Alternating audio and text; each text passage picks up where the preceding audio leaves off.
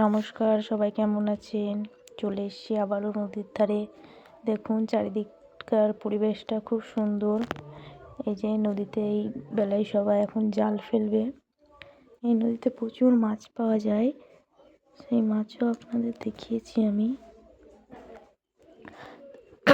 এই যে বাচ্চাদের নিয়ে এসেছি, বাচ্চারা খেলা করছে, ওরা নদীতে খেলতে খুব ভালোবাসে। আর এই যে আমরা এই নদীটাকে নদী বলি না, বিল বলি।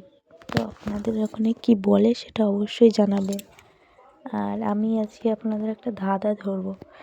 সেটা হচ্ছে, ধাঁধা ঠিক নয়, ওই প্রশ্নের মধ্যে উত্তর আছে। তো বলুন তো, আমার বেটা, তোমার বেটা, বাপ বেটা, এখানে আমি তুমি কে? তো বলতে পারলে অবশ্যই কমেন্টের মাধ্যমে জানাবেন।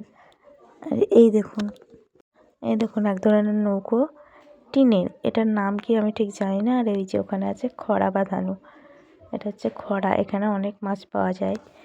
তো আমাদের গ্রামের লোক এই খড়া বাঁধে, প্রচুর মাছ পাওয়া যায়।